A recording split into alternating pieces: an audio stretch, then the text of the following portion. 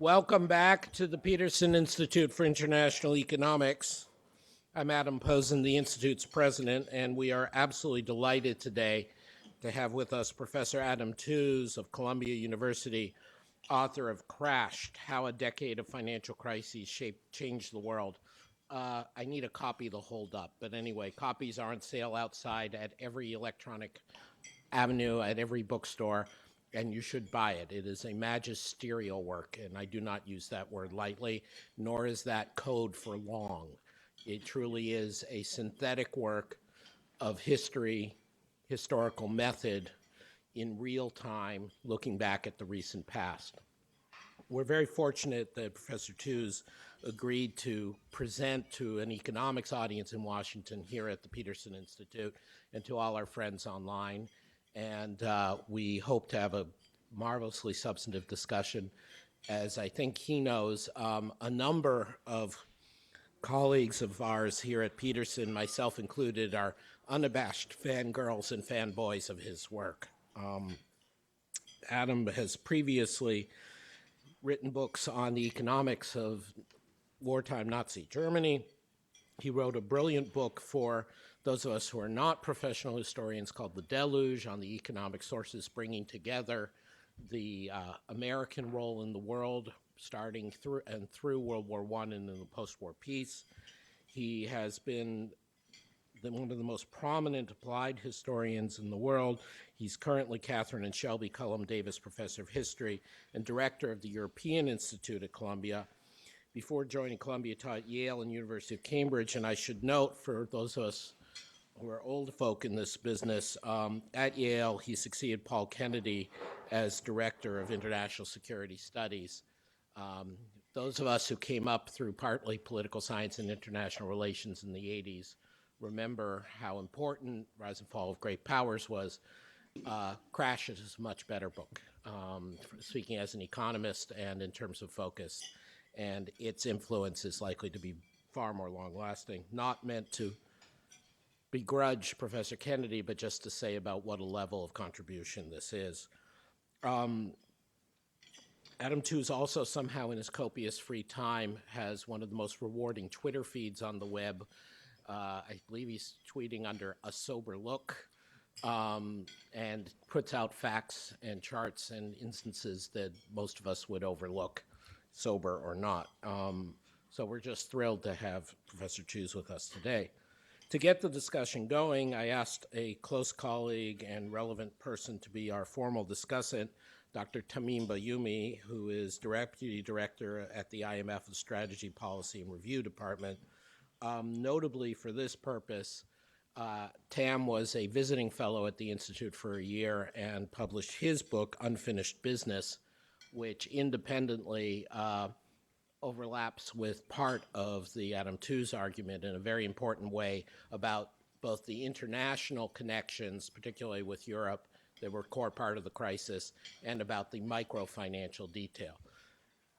If I can just make one personal substantive observation, there is a tendency at times, whether it's from our friends in the official sector or worse, from our not-so friends in the punditocracy, to try to do inevitability arguments, top-down arguments, macro arguments about the driving of financial crises. It's all because central banks didn't raise interest rates enough in the early 2000s, or it's all because debt is inherently sinful and every time it's always the same, it's never different. I think both of our presenters today are important correctives to that kind of narrative, that it is a lot of specific decisions and incentives and over-determined events at an international level and particularly at a micro level that create the kind of financial crisis we had. But in particular, where I want to go beyond my praise for them both, I want to particularly focus in that Professor Tooze has uniquely earned the right to think about this also in the political sense of how this led us to where we are today. And again, I think without an excessive, simple over-determinism, economics isn't everything, but it is part of the story. So please allow me to now recognize Professor Adam Tooze of Columbia University, author of Crashed.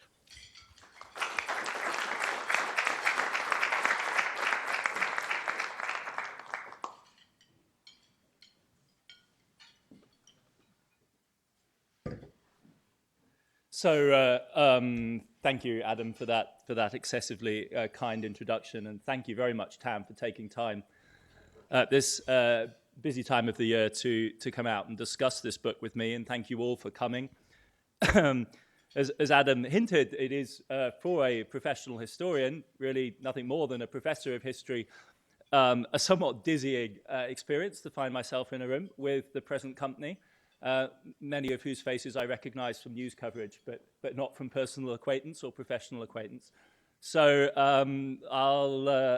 it's a very interesting experience for me and a real honor to be at the Peterson Institute. One of the disconcerting facts about writing contemporary history, if you've built your career working on periods 50 to 100 years ago, is that the protagonists in your stories aren't dead yet.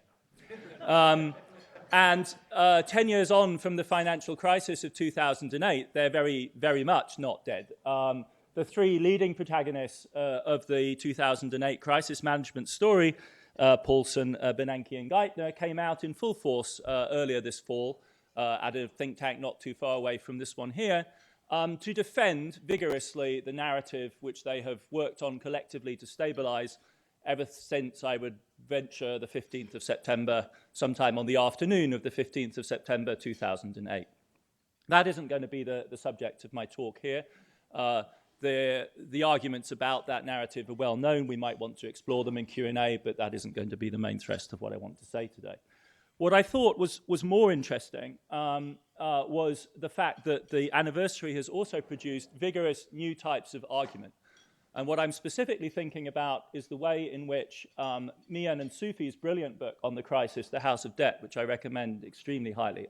It would be it would be one of my top 3 books on the crisis, along with Crashed and Tam's Unfinished Business. What I think is very interesting is the way in which Ben Bernanke in particular chose to take this as a challenge to which he had to respond 10 years on. Why? Because, as I'm sure many of you know, the Mian and Sufi argument is a fundamental challenge to the priorities of crisis management in 2008. The argument of that book, of their book, is that balance sheets, above all household balance sheets, were the crucial drivers of the downturn. This was therefore a problem of household finance driven by the perverse downward operation of leverage, which generates massive disproportionate losses to people who previously speculated on making massive disproportionate gains.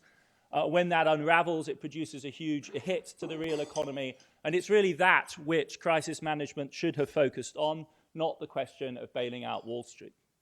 And what I think is very interesting is that I take Bernanke to have moved the ball on from where we were, with a paper that he produced for Brookings about a month ago, in which he basically did an interesting exercise of testing the proposition whether or not a model which focused on balance sheet variables was a better predictor of the real economic shock of 2008, or a model which focused on the banking crisis. And the answer, as you can see, especially if I give you a close-up, is very striking. In other words, the banking shock variables seem to function far better as predictors of the downturn in GDP than the balance sheet variables. This is a hugely important result if it stands up. It's extraordinarily simple and elegant. I'm kind of surprised that no one has done this before. As far as I'm aware, no one else has run this test in quite this way. It's typical of the elegance of Bernanke in wonkish academic mode. It's a beautifully articulated argument and seems, as far as I can tell, to be a resounding clean kill. In other words, the banking crisis variables, the liquidity shock variables were massively more important as drivers of shocks to the American economy than the Mian and Sufi logic by way of the balance sheets. Now, that, of course, has huge political implications, because what it means is that the position of the bipartisan crisis management group that were moderate centrist Republicans and their moderate Democrat centrist counterparts in focusing on stabilizing Wall Street and the banks was justified in macroeconomic terms. And the criticism, above all, from the left wing of the Democratic Party, which is that that here was a left populist opportunity missed in which the effort should have been focused on stabilizing private balance sheets, that this is true perhaps, but only quantitatively less significant than the crucial element which is stabilizing the banking system. Now, this is history running in your favor because this is an argument which I, broadly speaking, find convincing and is entirely in line with the argument of my book Crashed and also with Tam's book Unfinished Business. So he and I have reason to celebrate this turn of events in the retrospective discussion of the crisis. What I find, I think, less convincing, and what I want to, as it were, spend my talk today doing, is to push back against that other tendency, which is characteristic, I think, of Ben Bernanke as a policy thinker and as an economist, is the somewhat deflationary mode of his approach to the crisis. The effect, I think, of his reappraisal 10 years on is to push back and to push into the shadows the Ben Bernanke of 2008, who is a key figure in the book, and it's his appraisal of 2008, the shocking, vertiginous sense that, as he famously said to Congress on the afternoon or evening of the 18th of September, if we don't do this, we may not have an economy on Monday. It's that Bernanke that I want to reinstate against the retrospective self-confidence of the technocrat trying to figure out what could have been done differently. I want to reinstate the Ben Bernanke as economic historian who announced and has repeatedly reaffirmed that September and October 2008 were the worst financial crisis in global history, including the Great Depression, and who more competent than Bernanke to pronounce judgment on that. That was his sense at the time of how severe this was, not something you can run through a model safely now and conclude that, well, there was going to be a 5-6% deflection in GDP. That's not what it looked like to him at the time. And it's that radicalism that I want to recapture in different dimensions. One could talk, and this is what I really want to focus on today, the radicalism of the shock of 2008 in the history of the international economy. What exactly went on in the balance of payments of the United States economy in 2008? And what impact did that have on policy-orientated economics and its thinking about the world? And I think in both those dimensions, in the next 20 minutes or so, I'll aim to convince you that this was really quite a radical shock. One could expand on, and Adam has suggested that I'm particularly competent to comment on the issues of politics and geopolitics, but since that is also the view of countless journalists over the last 3 months who have relentlessly peppered me with the question, how did the financial crisis cause populism? You'll forgive me if I use my outing to the Peterson Institute to luxuriate in the economic side of this. If we want to get round to the politics in Q&A, by all means.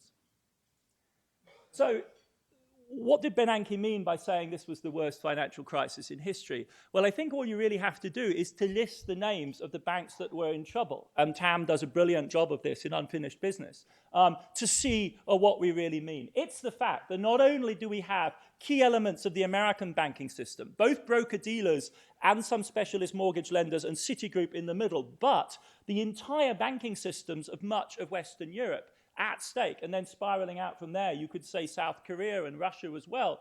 That marks this as truly unprecedented. Literally never before in the history of the world economy have we faced a situation in which the banking systems of the major economies of the world were simultaneously in crisis. Weeks, days, sometimes hours away from cataclysmic, systemically important failure. For me, the single most striking and dramatic graph of the entire crisis is this remarkable figure produced by Borio and Discussant in an early paper in 2011, which purports to show the collapse of gross capital flows across the world economy in 2008-9. This is as close to a heart attack as we can find in the statistical record of the world economy at any moment.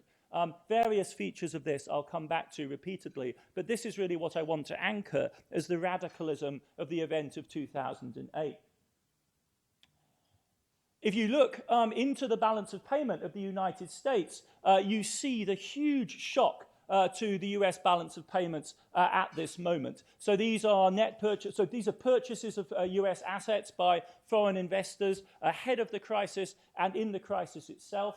And you see this huge pullback of foreign money flowing no longer into the United States, but we see substantial net sales of US assets in 2008, 2009. Why did this not result in a manifest balance of payments crisis in 2008? Because it has its counterpart on the other side of the gross flows of the balance of payments equation. Here, the opposite side of this, these are American acquisitions of foreign assets over the same period. So here, foreigners buying American, here, Americans buying foreign assets, and you see this process of the two sides disentangling themselves radically. And the other thing to note are the values on the right-hand axis. These are shares of US GDP. So we're seeing a swing from 8% we're seeing a 12 to 13% swing in relation to US GDP. Massive numbers on the balance of payments at this moment. I want to highlight this in particular. One of the responses to the book, which has delighted me so far, is an extraordinary post that Brad Setzer, ex of the Treasury, did at the Council of Foreign Relations and his blog, Follow the Money, where Brad has disaggregated this balance of payments shock in 2008 and exposed, I think, even more graphically than the data I've shown you so far, how massive this was. So this is foreign acquisition of US corporate bonds running up to the crisis, and you see the spike in foreign acquisitions, presumably as they're running out of other safe assets to buy, they're beginning to buy these ones instead. These are the flows into the US banking system ahead of the crisis. A run-up before 2006-07 to the order of 6% of GDP, and then a reversal down to negative 5% in 2008. Brad's laconic summary, take a four-quarter average to smooth out some of the lumps, and I think private inflows into the US debt swung from a peak inflow of 10% to an outflow of 5%. That's the kind of swing you see in the most brutal emerging market crises or in the euro area back when it was on the edge of breaking up. That's a gigantic swing across the balance of payments of the United States. It wasn't just in the private sector. These are the agencies, so Fannie Mae and Freddie Mac, inflows and outflows. And this is obviously the sector of American assets, which are government-backed assets, which is most dramatically effective as Fannie Mae and Freddie Mac go into crisis in the summer of 2008. Again, why does this not manifest itself as an open balance of payments crisis of the largest economy of the world? Because it's two-sided. Here, Brad's summary of both sides of this flow. So the stacked bars are the numbers we've seen so far, all added up. And you can see that huge swing, 10 to 15% swing on the balance of payments from foreign inflows, but it's offset by the recall of American banking from Europe and strategic acquisitions of US treasuries, the classic safe asset, by sovereign wealth fund managers and forex reserve managers in the emerging markets in the crisis. So a flow into the United States, on the one hand, a retreat by American banking, on the other, offsetting a veritable sudden stop, affecting the United States economy on the private side. It's a hokey image, but I simply can't pass it up.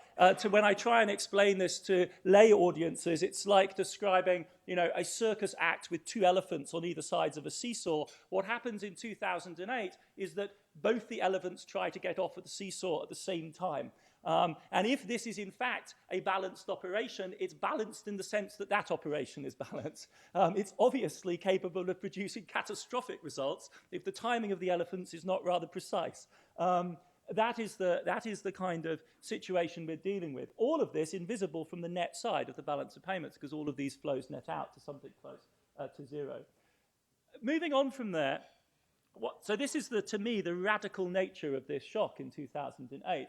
What I want to argue in the next 10 minutes of this brief talk are the implications, and want to discuss are the implications of this for the way in which we think about policy options. Because one of the things that Bernanke's subsequent recitation of the crisis really underestimates is quite how confusing and disorientating this reality was.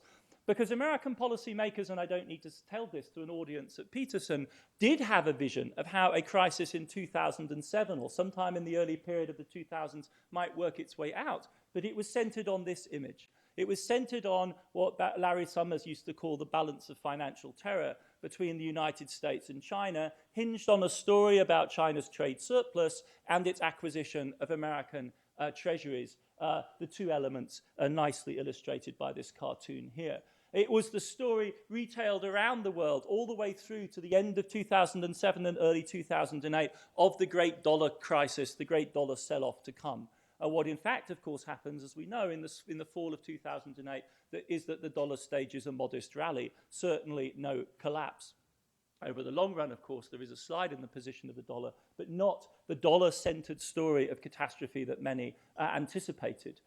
We know that America was attracting huge volumes of foreign capital before 2008. Hence, as it were, the basic empirical plausibility of Ben Bernanke's saving glut story. And you might imagine that in these graphs I've already showed you that those would be flows from Japan and China, but these are the gross flows, and that isn't what's going on there. Japan and China are the tiny little bars at the top of this. The huge flows on the gross account are in fact from the United Kingdom and the euro area, because this is round-tripping money circulating through the transatlantic financial system that Tam and I converge on as the key driver of this crisis. That's the money, above all, in fact, the City of London, which drives this crisis. Bernanke is not oblivious to this, and I think one of the really striking things about his retrospect on the crisis, the one published by Brookings, is the way in which he acknowledges this. Prior to the crisis, the macroeconomic models used by central bankers and forecasters, including the Fed's workhorse model, provided little guidance on how to think about the economic effects of credit market disruptions. That's an understatement, but it's a welcome, I think, acknowledgement by Bernanke of the limitations of their ability to predict. And he puts his finger on the key element of this, which is the absence from macroeconomics of explicit modeling of the financial sector and its potential crisis dynamics. What I think is interesting about this is that this is a recognition not just on the part of Bernanke, of course, but in fact across a wide spectrum of commentary, that this is really the crucial cognitive takeaway from the crisis of 2008. This is what we need to hone in on. So let me juxtapose a variety of different views, many of which will be familiar to you, but try and pull them together and suggest that they're really an interconnected skein of interpretation that's emerged from the crisis. So an author from a completely different camp, a Marxist political economist writing for the New Left Review 9 years before Bernanke, commented as follows: Peter Gowan lecturing his Marxist colleagues on the need to understand the autonomous logic of the financial crisis. An understanding of the credit crunch requires us to transcend the common sense idea that changes in the so-called real economy drive outcomes in a supposed financial superstructure. One could think of that as a Marxist rewording of the savings glut story. Making this epistemological break, and I think that is actually a key term, the way in which we frame and understand this is not easy. One reason why so few economists saw a crisis coming or failed to grasp its scale was that their models had assumed both that financial systems work and that financial trends themselves are of secondary significance. I think we all recognize this from in the mainstream, this formulated from within the Marxist canon. If there's one essay in the New Left Review the audience in this room here ought to read, it's Peter Gowan's Crisis in the Heartland essay, astonishingly prescient, predicting in the spring of 2009 the Eurozone crisis, the shifting balance between the United States and the emerging market. Tragically, he died of cancer that summer, the summer of 2009. This essay is his swan song. But take a completely different group of commentators, what I like to call the right Minskians of the BIS, arguing essentially the same case. As you all know from the famous breaking the triple coincidence argument, this is their logic too. We need to break with the assumption that currency areas, the decision-making areas of policymakers, and the balance sheet location, if you like, of the key actors in the international economy all mesh like a kind of a neat kebab onto a single area, and the global economy can therefore be segmented into these kind of slices. That's an essential assumption of the mid-century modern Keynesian national macroeconomics that was solidified between the 1920s and the 1950s. It doesn't correspond to the reality of a deeply globalized financial system. Here, an astonishing quote from one of their working papers. This is a paper co-authored by Shin in 2015. By its nature, the task of building a general equilibrium approach The parts from the triple coincidence faces modeling difficulties. Why? Because they work with GDP components. They take GDP areas as units of analysis, but financial flows and balance sheets don't map onto that. Take the concrete instance of a US branch of a global European bank that borrows dollars from a US money market fund and then so on and so forth, disperses that over a global balance sheet which is spread into multiple different locations. No obvious mapping relates this bank's balance sheet to a GDP area or to GDP components within the GDP area. In spite of the conceptual difficulties, and this is then the radical next step, some progress can be made in developing an analytical framework that transcends the triple coincidence if the task is limiting to delineating the decision makers through their consolidated balance sheets, irrespective of where those lie in GDP space. In other words, construct an aggregate of the global credit cycle by way of the balance sheets of the systemically important financial institutions. That becomes a meaningful indicator of global financial conditions. And so then the next task is to project behavioral features onto that consolidated global balance sheet, and provided such frameworks are limited to addressing global conditions rather than individual country GDP, useful lessons can be gleaned on a key macroeconomic questions. In other words, the appropriate locus for macro-financial analysis has to be at the global level, because working it down, passing it down to national GDP aggregates no longer is viable on the basis of the BIS's analysis of the financialization or the globalization of the financial economy. This, you might say, sounds a little bit like financial economists catching up with the commodity chains or value chains literature in trade economics. And what I think is extraordinary is that Shin, since moving to the BIS, has pursued precisely that question. In a paper which for me is really an iconic paper in the emergence of a new synthesis of macro finance with the new trade theory, he put this paper out last year, Globalization, Real and Financial, in which he does indeed spell out the way in which the emergence of globalized trade interconnections, what the implications of that are for finance. So stitching back together the story of the real economy and the financial economy, but now broken out of the national framework, understood at the global level as a systematic totality. This, for me, perhaps the most important slide, a slide which marks a sort of minor cognitive revolution in the wake of the crisis. And the bullet point, to me, as it were, a kind of iconic deathless bullet point, is this one here. The need to transcend the island view of the global economy and to move to that of a matrix of balance sheets. And this, I think, is really the fundamental takeaway from our understanding of the financial crisis of 2008 as a financial event, is that we need to understand that matrix of balance sheets as the center of the crisis, rather than continuing to cling to the island view of a series of national economies related by national trade flows and even national financial flows. It's one of the few instances where stock photography, I think, actually adds something to the argument. The island view, on the one hand, where you could imagine your 1950s exchange-controlled, tariff-protected national economies and the relations between them replaced by the matrix of balance sheets. This highly resonant phrase should, I think, become our lodestar. So let me, in the last couple of minutes of my presentation, sum up the implications of this, because I think moving beyond the sort of cognitive shock of the crisis, what's fascinating to see is how rapidly this has in fact begun to suffuse policy discourse. So as a historian, I begin to wonder whether we're witnessing a kind of paradigm shift in the thinking about economic policy at the global level at this moment.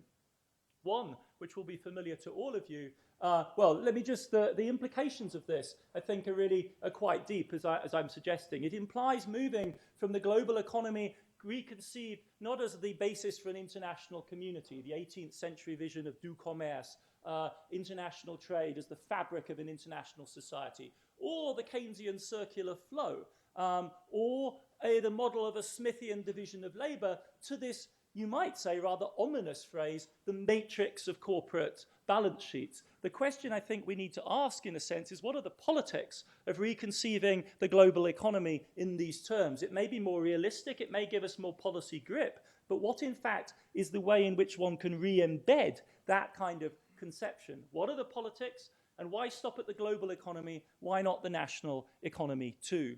And I think that set of questions is what we're beginning to see spelled out and thought through quite explicitly at meetings like the latest Jackson Hole conference, where in a sort of historically unprecedented juxtaposition, you have the highbrow global macroeconomics and monetary policy community convening with and conversing with folks who are in the industrial structure, industrial policy, competition policy arena. That, I think, is a characteristic juxtaposition now going well beyond simply the banking sphere of our current moment. The preoccupations there are, of course, as much with Amazon and tech as they are with banking, but I think of this as a structurally analogous move that is being made at the time. In the narrower realm of finance, of course, the extraordinary move is towards explicitly recognizing a group of maybe 30 large banks and financial institutions as systemically important in their own right. It's an anathema to anyone brought up in a profoundly liberal view, which insists on the equal treatment of entities in the economy, to imagine that one could now center financial governance, indeed entire chunks of the IMF Financial Stability Report, on an analysis of the balance sheets of these private actors. All of them, of course, profit motivated, all of whose financial stability depends on capital, a large chunk of which is retained profit. So in other words, we are making the financial well-being of this group of financial actors for systemic reasons into the core of what previously would have been conceived of as a macroeconomic policy governance project. It involves dirtying our hands with the details of markets which were supposed to be self-stabilizing and therefore not requiring macroeconomic attention. The run on repo as the great mystery of 2008. How can a market collateralized by treasuries experience discontinuous funding stops? This is not something that makes any sense. And it's the assumption that it doesn't is what allows macroeconomists to ignore it, because it's a very large market, and if it doesn't perform, at least in a smooth way, with some regular repricing, then we have the possibility of a kind of privately generated sudden stop, which is extremely disconcerting. It requires the Fed to reconceive policy no longer in the classic, almost Victorian mode of the discount window, but as literally substituting activities of the Fed for private market activities. If you think of the liquidity provision mechanisms that Bernanke introduces in 2008, they are substitutes for private activity, not incremental marginal provisions on the edge. And I think of these as being reflections of this basic problem. The BIS is summarizing for us the fact that it becomes incredibly difficult to map the balance sheet risks of these systemically important actors onto national economies. So the logical response, if you're the Fed managing the global dollar-based financial system, is to simply flood the entire system with dollars, because it's become virtually impossible to trace back particular lines of causation from one bank to anyone in particular. And we know in this audience, it's no secret, of course, what the consequences of that are, namely this unprecedented role of the Fed as the lender of last resort to the entire global system. Never before has a central bank acted in this way. It is, of course, a classic central bank function, but never on this scale, never on this extraordinary extension beyond the boundaries of the US national economy to every single bank in the world that needed dollar liquidity. And you see the list of the European names on the left-hand side that Tamim was really the first to pinpoint as the heart of the crisis, building on the work that the BIS economists had done earlier. And this, if that wasn't enough, the Fed then moves into the swap line mode, providing enormous levels of funding, short-term dollar funding, by way of the swap line provisions. The liquidity swap lines opened up for the central banks all over the world. This, it seems to me, a logical response to the indeterminacy of the relationship between this dollar-based global financial system and any one national economic aggregate. These are the figures that I calculated from the Fed data using a standard 28-day swap term. They're very big. You could scare lay people with them. In relation to the repo market, which churns 5 trillion a day, 2.5 trillion is not actually a large amount of money, but what it does, of course, is to break spikes in the funding markets. So it has a hugely stabilizing impact on the global bank funding markets. This, the summary of all of this from Ben Bernanke's own paper that came out a couple of months ago, a familiar chart, but a recapitulation by him of the way in which the Fed steps into this breach uncommented on once again in his latest paper, the way in which the largest chunk by the end of 2008 does not pertain directly to the United States economy, but is a liquidity swap line provided to a central bank. So in his narrative, once more, the story is reinscribed as an American political drama in which he is providing an extremely convincing and effective defense of his position, but once more understating the drama of what needed to be done, which is that the Fed was the lender of last resort and the last resort lender of last resort to the global banking system. So that really, the implication, I think, of what I'm trying to talk about in Crashed, what I think Tam brings out brilliantly in his book as well, I take it that all of us are really beginning to struggle with the implications of the crisis, the destabilization of conventional macro models that Bernanke indexes and references and points to. But I think we need to be aware of quite how deep this destabilization goes. It begs the question of the relationship between the real and the monetary economy, between the national, the international, and something that sits beyond that, the relationship between the macro and the micro, hence the proliferation of terms like macro-prudentialism or macro-finance that blur the two. It begs the question of what the geography of globalization actually was. Certainly before 2008, in finance, it was transatlantic, old school North Atlantic, not the news story of Asia. And of course, it begs the questions of power and politics that I've hinted at peripherally, and I'm sure we'll want to talk about. Where does power actually lie in this dollar-based global financial system? And what are the implications of the fact that so long as it remains dollar-based, and nothing the Fed did anything to discourage anyone from remaining within the dollar system. On the contrary, it was so effectively managed that it, of course, intended to increase people's reliance on it. Where does the power lie in that system? A question, of course, for everyone else in the world, but a question in this city right here and right now. Who is it that ultimately controls and has the say over that process? Well, thank you very much for listening. Thank you for your patience, and I look forward to Tam's questions and comments. Thank you.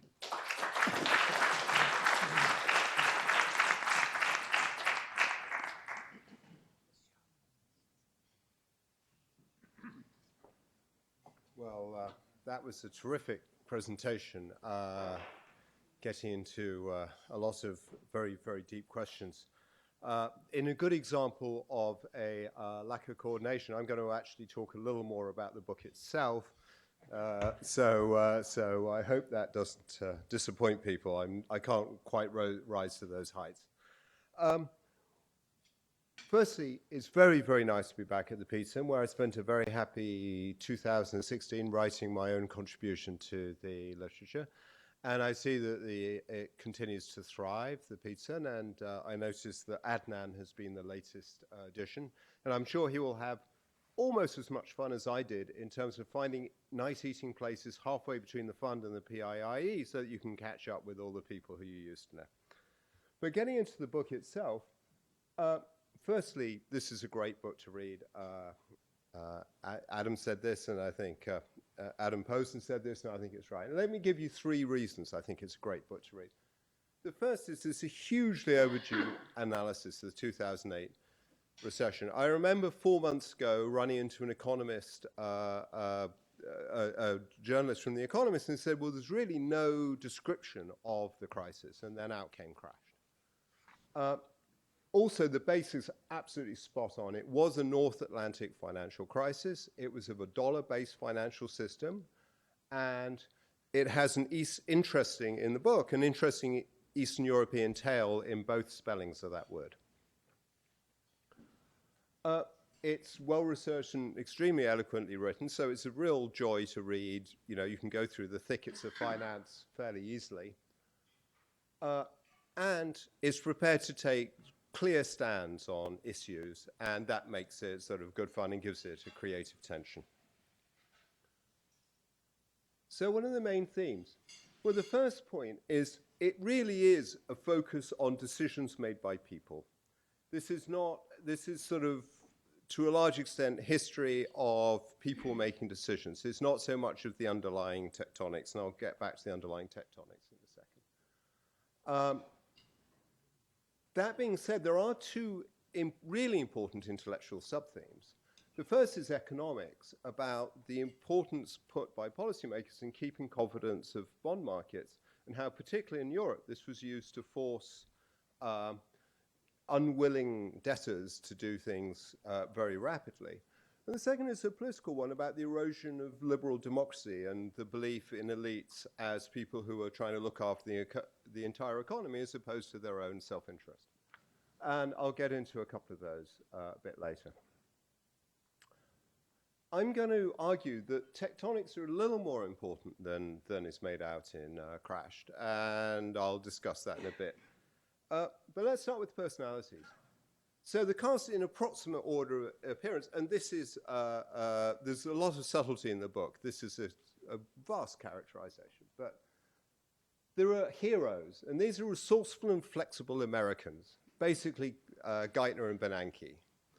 Then there are villains, and these are inflexible and hidebound Europeans, Merkel and Trichet being the main characters involved.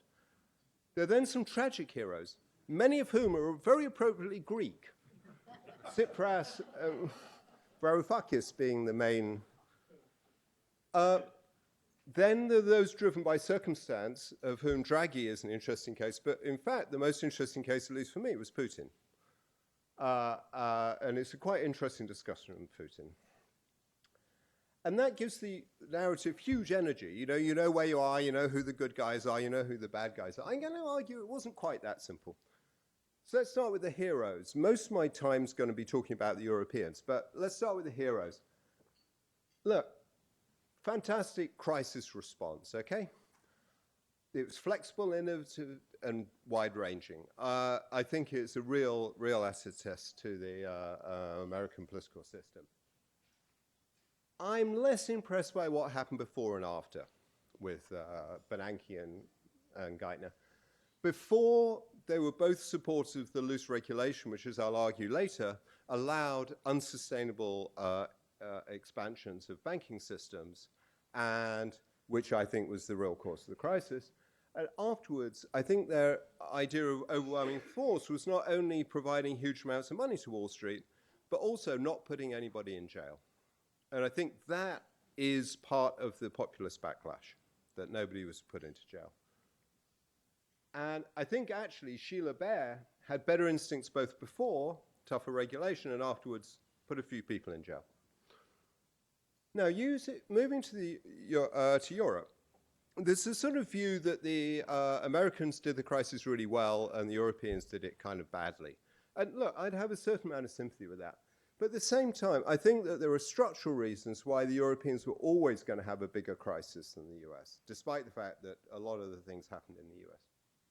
Firstly, the banking problems in Europe were in the core institutions, whereas by and large, with the important exception of the city, they were in sort of peripheral institutions in the US. The result was that the US had large banks who could help with the bailout. The Europeans really didn't. Deutsche, BNP, all of these guys were actually in big trouble. Secondly, take the two largest banks. In the US, the large bank was Citi, and its assets were 15% of US GDP. Because banking regulation was at the national level, Deutsche had assets of 90% of German GDP by the time of the crisis. So the European banks were too big to save. Not only too big to fail, but too big to save. And finally, the euro area architecture didn't allow the kind of sort of federal support which was given to US regions through the FDIC, through taxes and transfers. So you really were on your own when you got into trouble. The important point about this is that Europe was forced to extend and pretend on its banks. And this created enormous confusion because Europeans were saying in public that the banks were fine when actually they weren't fine at all. And we'll get to that in a second. So I think a lot more of the story of Europe was people driven by circumstance. Take, for example, the rescue program. So the way it's often said is you had a choice between either messing around the debtor public or letting the Northern European banks take the hit. But if you understand that the European banks were in such terrible shape, it also follows that actually the choice was between whose taxpayer takes the hit. And I think if there was a mistake, it wasn't in the negotiation of the programs, which I'll talk about in a second. It was the initial insistence that national governments take care of their own banking systems, which certainly the Irish government had little interest in doing. That I don't think the negotiations of the programs were the main thing. So here, you know, maybe if you had a euro area policymaker who had real power, it would have made sense to have bailed out Greece. But I don't think you can really say it was unreasonable for Merkel to have a really hard, reasonably hard stance for two reasons. Firstly, her job was not to worry about the Greek taxpayer. Her job was to worry about the German taxpayer.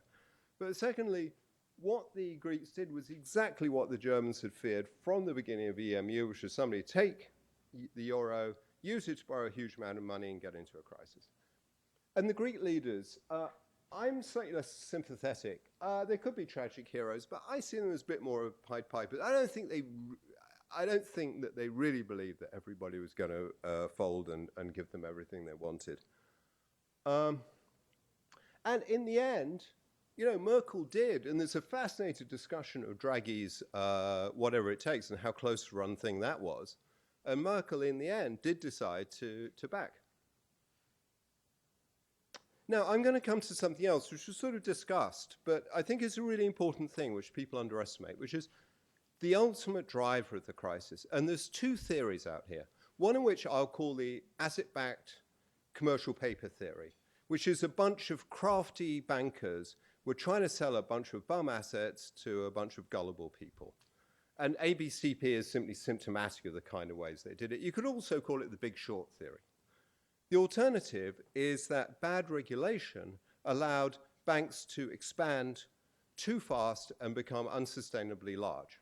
And that's the too much money chasing too few assets, where subprime becomes a symptom, not a cause.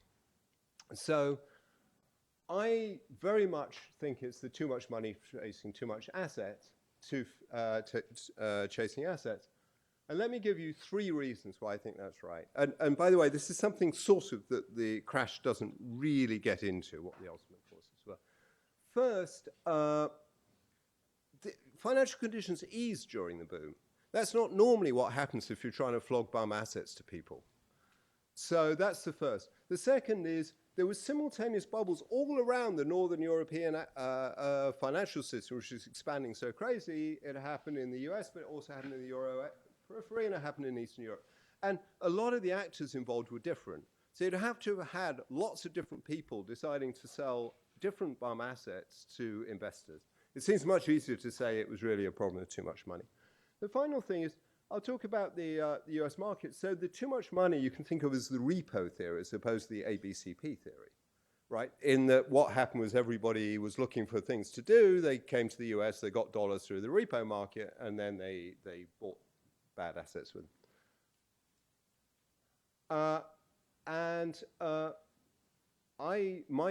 What I'm about to argue is the Northern European banking system was extremely hard hit, as I said earlier. That's I think, the key to the crisis, to understanding it. So let me just give you some quick figures. So here is the Mount Fuji chart of all Mount Fuji charts. This is MBS, US market MBS as a ratio to GDP. And what you can see is a massive rise and then a fall. Here is the amount of assets in the ABCP market. Now, maybe the backing went down, the quality of the assets went down, but you don't see anything happening there really before the crisis. This was not a market which was expanding. By contrast, here's net lending in the repo market. Okay? Now, I'm not saying this proves anything, but it's certainly indicative. And when you actually look into who was borrowing in the repo market, there was certainly a lot of US domestic borrowing, as you can see here, also as a ratio of GDP. But here's foreign banks. So there's a lot of borrowing from foreign banks into the US, and that, I think, is a very important part of the crisis. Now, I am going to talk about the erosion of liberal democracy very briefly, and then I'll do some conclusions. So the argument here is that a lot of the erosion of liberal democracy occurred after the crisis due to people being forced to do things they didn't really want to do and to do it in a hurry, so they couldn't really have due I think there's an element of truth in that, but I also think there's a much longer story about from the 80s. And basically, I think if you look back over the last 30 years, the market-based reforms not only raised inequality, which is what you might expect, but also they created mediocre growth. And most strikingly, if you look at almost any statistic, economic flexibility has fallen, not risen over this period. So market-based reforms didn't even create more churning. And I think the book on those political tectonics has yet to be written, or economic political tectonics. So just to sum up, fantastic book, will be the benchmark for judging all other crisis books. He says, it's in the cover, that he's written for the Wall Street Journal, a right-wing US newspaper, the Guardian, a left-wing European, and the FT sort of world newspaper, which is sort of slightly right-leaning. So it's kind of interesting. If you want my opinion, I'd say that the Guardian bit is less convincing than the Wall Street Journal bit and the FT bit.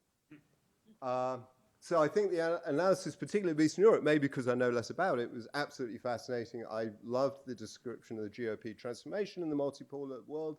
I found the story about Western Europe slightly less convincing on a personal level. Finally, self-servingly, hopefully, now that we actually have a really good book describing the crisis, we can start focusing a bit more on the origins of the crisis, and that's what I tried to do. Thank you.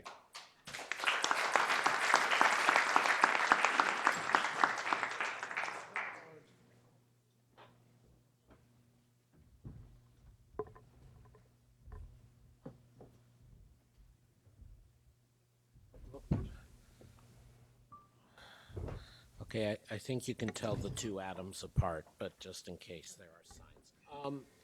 Thank you, Tam. Thank you, Adam. Very exciting stuff to be talking about, beautifully presented. Let me pick up where Tam left off and turn to Adam. So what, in your view, was the crisis cause? Was there, what, are you going to be a historian and say, well, it was all overdetermined, there was this view and this view and this view? Was it structural that once the European banks got so in bed with the American banks and American funding that something was inevitable?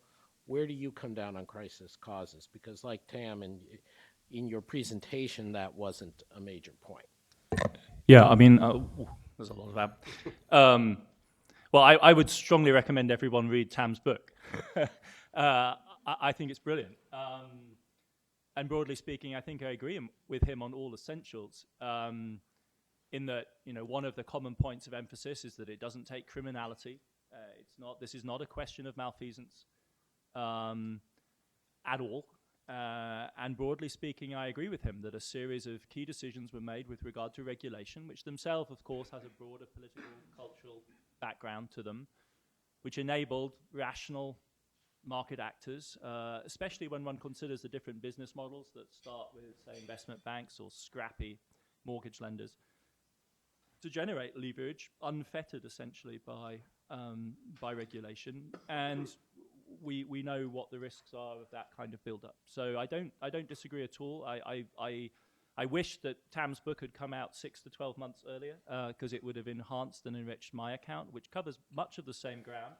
I think one point of difference might be that I, in fact, track back, you know, thinking about the historical genesis to the shock of the end of Bretton Woods.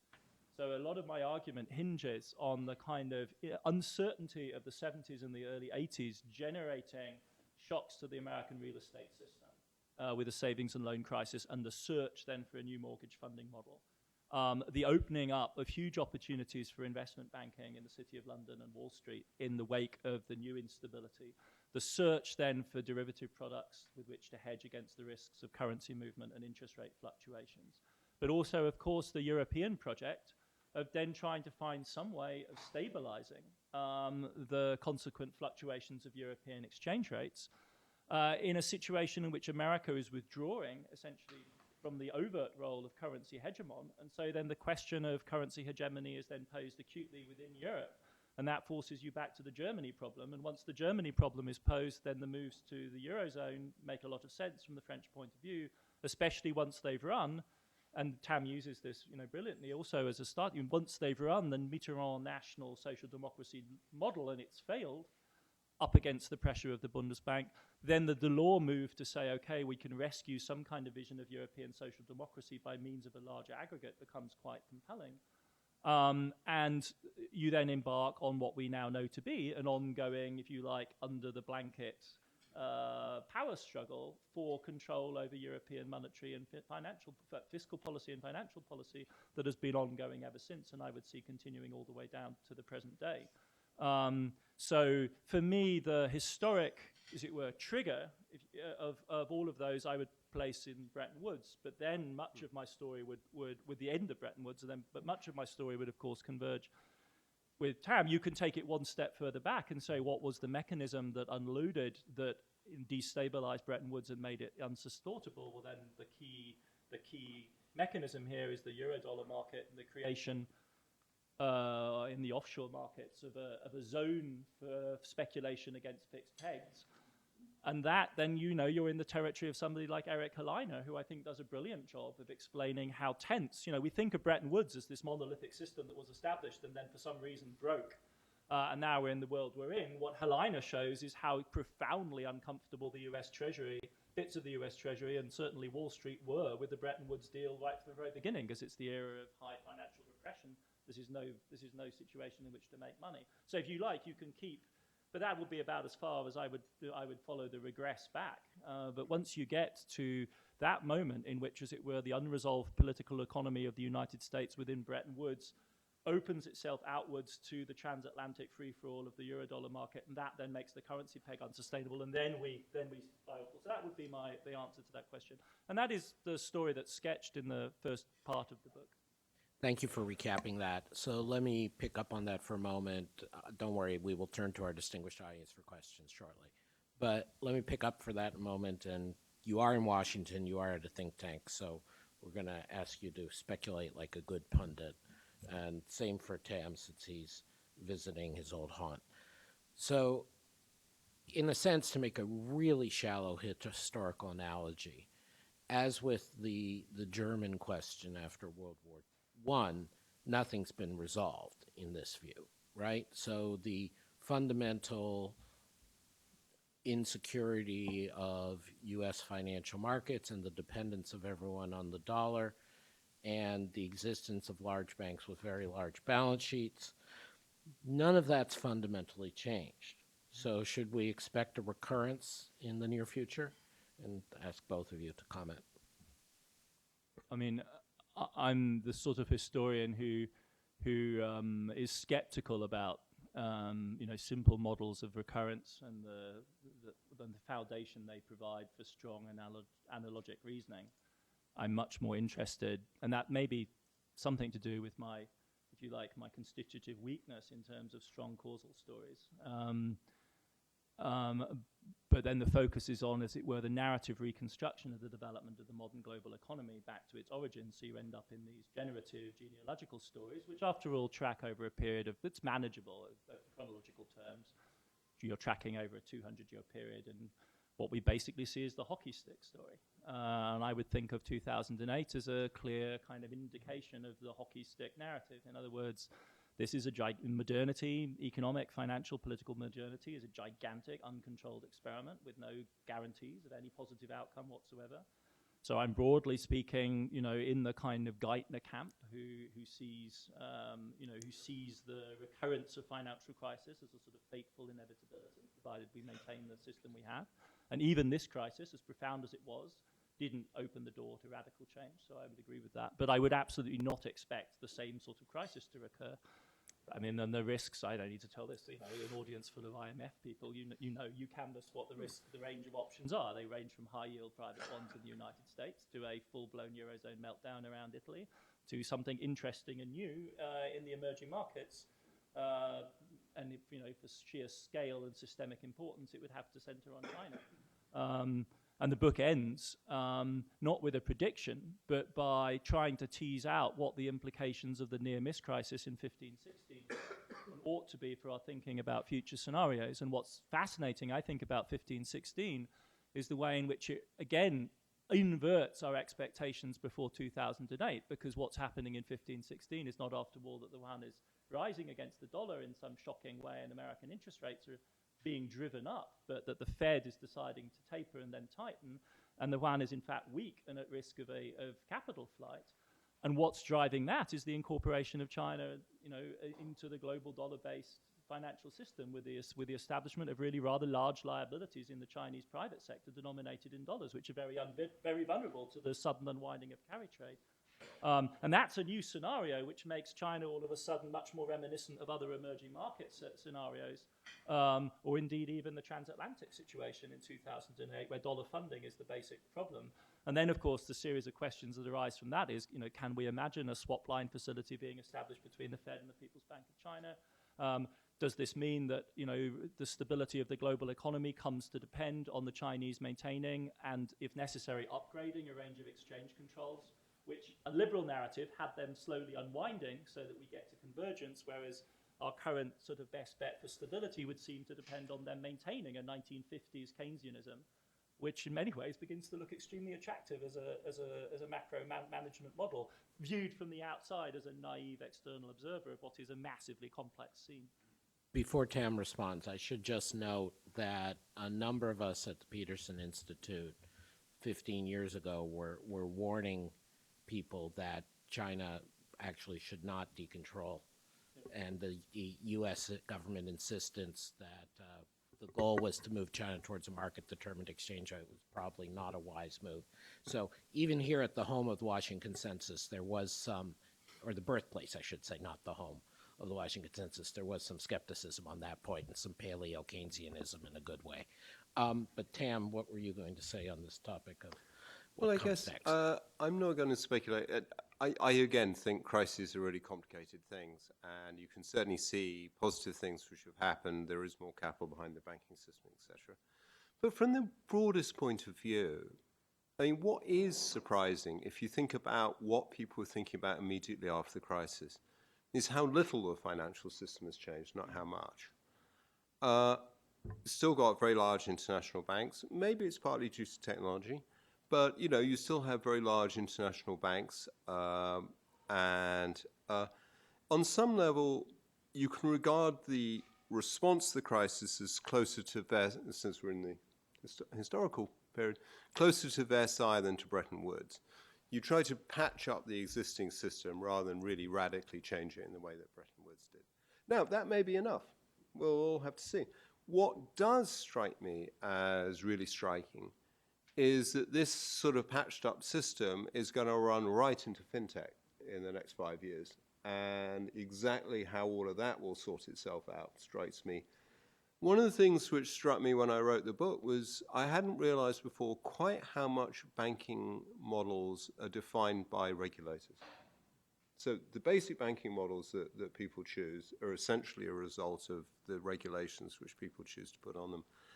And I think there's something very interesting about when you get something quite as free and as fintech coming in, how that's going to happen at a time when the regulations themselves are.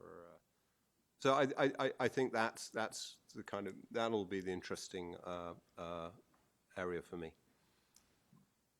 One last prompting question before we turn to our audience. Adam, yeah, I remain very struck by the deluge as well as crash. So at that point, there was essentially a somewhat of a inevitability of just sheer U.S. economic size and ability to finance debt, just sort of underappreciated by subsequent historians and American policymakers, but very much appreciated by everyone else. You just mentioned China as potentially having enormous spillovers for the rest of the world, but in the sort of defensive crisis prevention sense, that we're just hoping the Chinese don't screw it up. Is there room for more than that? Is again, it's massive speculation, but thinking about history, you make a big point that the Federal Reserve provision of international global liquidity was unprecedented in scale and scope. Is there anything we can ask for or hope for from China that would be similar in coming years, or is it just we got to hope the Fed pulls the wool over Congress's eyes again next time that there's a crisis? Well, I mean, that's a great question. The argument, in Deluge started from, this was a book about World War I and its aftermath, and it started from something that screams out of Angus Madison's well-known OECD data set of purchasing power parity adjusted GDP back to the birth of Christ. That in that very long narrative of global economic experience, 1916 is the moment at which the GDP, the total GDP of the continental United States exceeds that of the British Empire, all in, everything combined. Our best guess of India, which of course is a very large piece of the global economic system, even in 1914. And so that was the starting point of that book, as you say, Adam. But the proviso, of course, is this something that can be leveraged for the purposes of global power, let alone global stabilization? And the extraordinary radicalism of World War I in its early phase is that it is being leveraged by way of the concerted, as never before concerted nation-state policies of Britain, France, and Imperial Russia, and the assistance of JP Morgan, which is running out of its Wall Street offices an export program for the Entente in World War I larger than total US exports in 1913, out of one private accounting office. So a huge public-private partnership for the mobilization of the United States economy by external forces, or one faction of American politics, namely that represented by JP Morgan and the Republican Party. So that is the scenario which is overwhelmed by Wilson's victory in 1916 and German aggression and American entry into the war. And then we have this, the embryo, if you like, of American hegemony in the 20th century, which is the emergence of the American loan program for the Europeans. But the crucial thing to understand at that moment is that the US federal government is simply not a robust enough platform, despite the fact that GDP represents the United States as this huge actor. The American government at the time is simply not a large enough actor to be able to stabilize hegemony in political terms domestically. At the end of the war, the loans that America had provided, one democracy to the putative democracies of the Entente in World War I, constituted 1/3 of American public debt, which had gone from near zero to being a substantial figure in American GDP. So there was no hiding place. If you made concessions to the British and the French over their inter-allied war debts, you were immediately biting into the tax bill of every single American taxpayer. It was much like the end game of Eurozone public debt negotiations. Once we've done the private restructuring, and all of a sudden all the loans to Greece are public-to-public, government-to-government type loans. And that is an extremely difficult kind of politics to manage if you've got the sort of tiny government that America did have in the wake of World War I. So that, for me, is always the question. Sure, we have these macroeconomic aggregates. The question is, what platform do your political structures provide you with which to manage that kind of leverage? And at what dimension is it being exercised? And the very striking thing that I made the heart of the Crashed book is that in some ways you could say that the lender of last resort activity of the Fed after 2008 is, in some sense, is the largest single act of transatlantic financial diplomacy ever on record. And yet it has zero political visibility. I mean, the Fed does as much as it can without actually making it secret, which would be dangerous, to bury the story. And the Europeans make absolutely nothing of it either. And the question I was asking is, how could this be that we could have this essential umbilical cord that was vital to the survival of the European banking system, and yet it has no political salience? And I think that indicates the extraordinary fragility of American politics at this moment as a platform for global hegemony. The question then, comparatively speaking, is where do the Americans and the Chinese stand in relation to each other, and what are the risks on the Chinese side? And I'm frankly not enough of a China expert, you have people here, to be able to judge that. But relatively speaking, let's have two cameos from the last 5 or 6 years on this.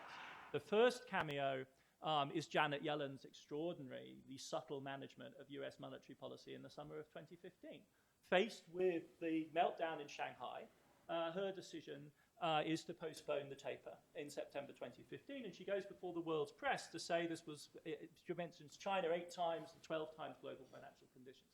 There is an incorporation, apparently, a public admission of the incorporation of not emerging markets in general, but of China into the Fed's decision-making loop, for better or worse, because that enormously complicates the business of reading Fed policy. But it's there, and it's explicit acknowledgement of how this is going to work. A very subtle dance. One could point to Trump as a counterpoint to that, but let me point to another instance which goes well beyond Trump.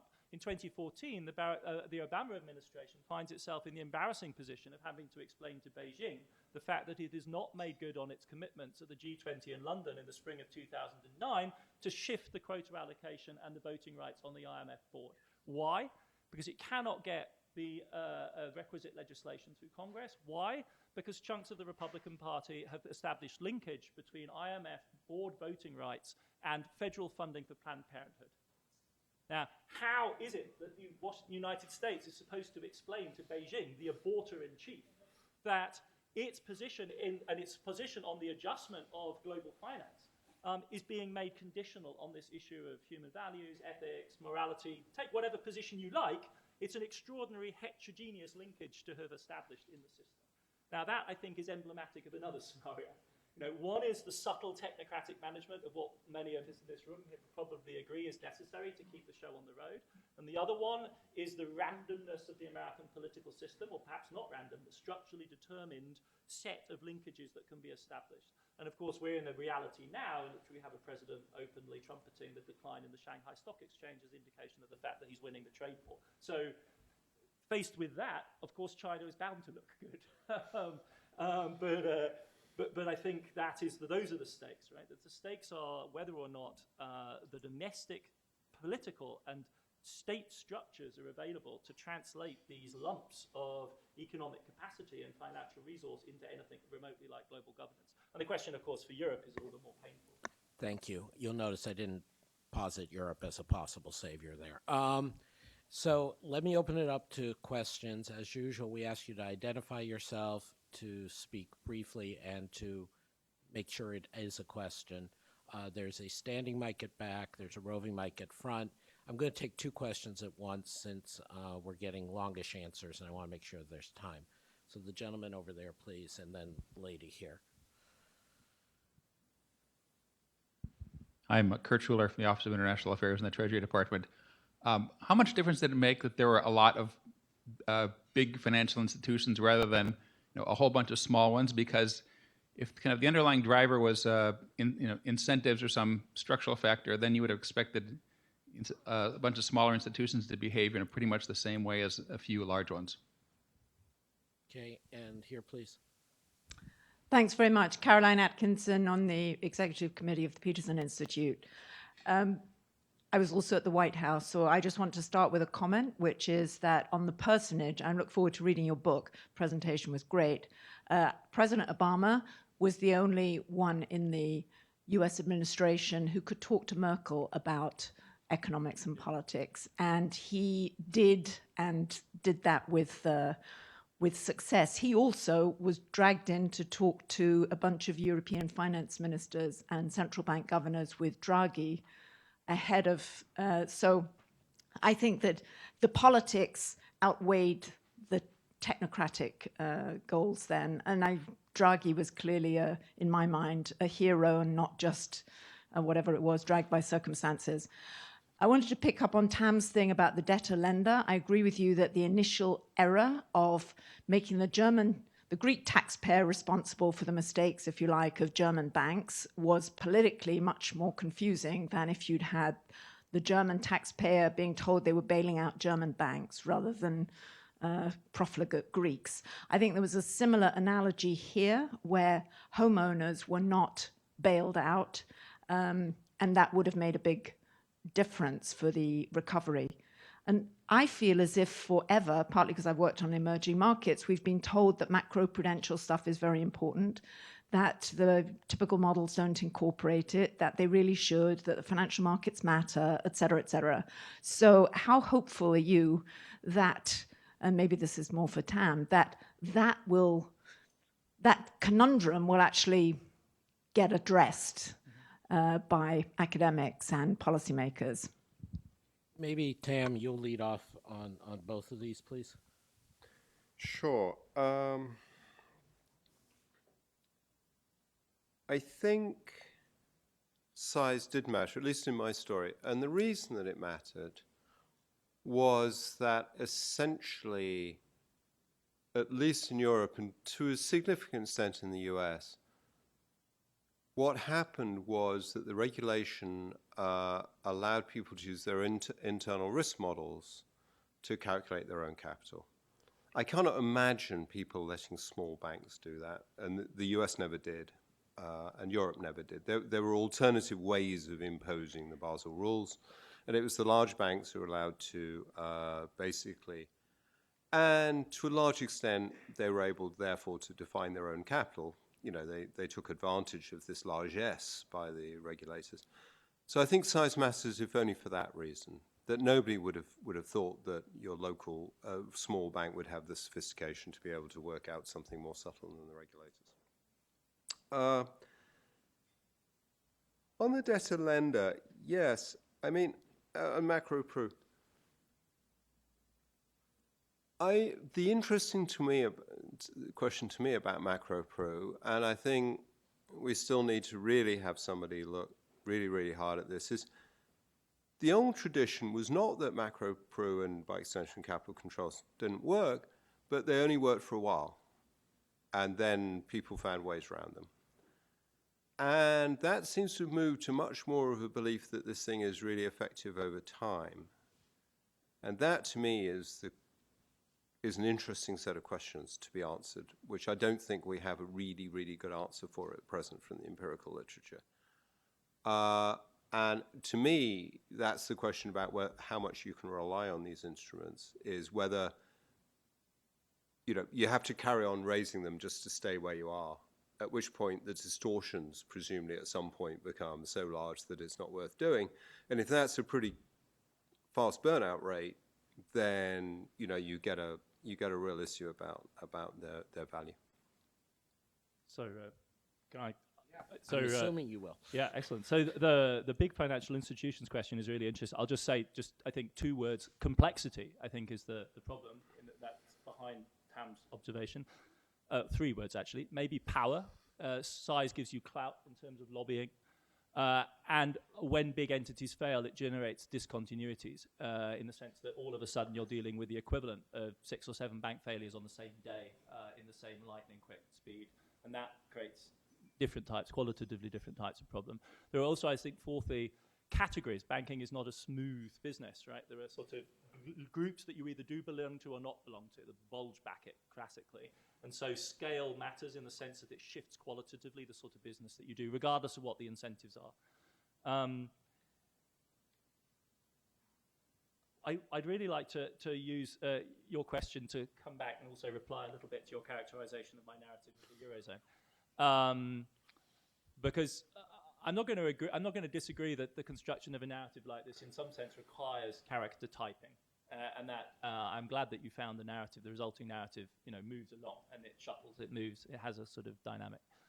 But I would want to, I'd want to insist that I in fact agree with you largely that the fundamental failure of the European side, and this is where Nicolas Véron's work is absolutely essential, and I wish he'd been able to be here today. But the decisions made by the Europeans in 2008, 2009 not to have a collective European solution to the problem, and the decision and the failure to force through mandatory recapitalization of the key European banks and the most vulnerable European banks. In other words, the fact that in Europe there is no equivalent to the 13th of October 2008 showdown in Washington, I think is broadly speaking to be understood to be a key turning point in the European narrative. The book strongly emphasizes this as the absolute core of the problem. It's an IMF learning. You guys produced a great report on the European banks in the spring of 2009, in which you clearly highlighted the failure to recapitalize and the sluggish recapitalization of the European banks as key. And I think everyone sees that as a key. And Nicolas has done great historical work in just documenting the way in which the IMF moves rapidly to identify the doom loop as the core constitutive European problem. So we're all completely down on that. I would want to, and Jeremy was here, so you were part of this scene in a way that I would never be, but I would want to shield the Germans a little bit from the simple logic that you were making there. If they think if there's an actor in the European system which is following a clear extend and pretend with a view to shielding its banks type of tactic, it's in fact the French in 2010. That is the first response the Greek government gets when it goes to Paris. Look, don't worry, this is all going away. We'll make this go away. We'll somehow wander our way through. I think in Germany, the problem and the inflexibility arises in large part because, in a sense, democratic processes continue to operate rather effectively in Germany. And what the German voters are very clearly, and it's a bipartisan thing, telling the German government is that your room for maneuver here is really limited because we actually want to see PSI. The German voters are hot on the issue of PSI, and it's internal to the German cabinet, but it's also crucially the SPD in opposition, and Merkel knows that when push comes to shove, she's relying on SPD votes in the Bundestag to get most of the Eurozone crisis management through. So she is a tightly constrained actor, especially, and this is where, the inflexibility is systemically produced, especially when she opts for the Liberals as her coalition partners in the second government over the SPD, which would have given her a much more solid platform. But the SPD has paid such a heavy political price in the elections of the fall of 2009 that it's not, it doesn't want any part of this poison chalice. So that, I think, is an absolutely key element. And the book is heavy in emphasizing the role of the Obama administration in the subtle backroom diplomacy of the Eurozone, because it's so difficult for the Eurozone, given its own internal politics, to move.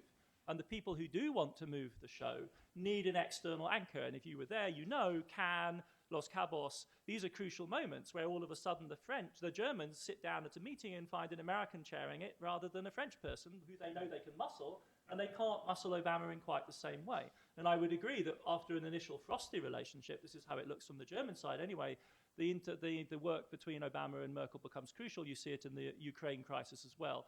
I don't know how you feel about this, but the ex-Obamians that I've spoken to, however, have a guilty conscience.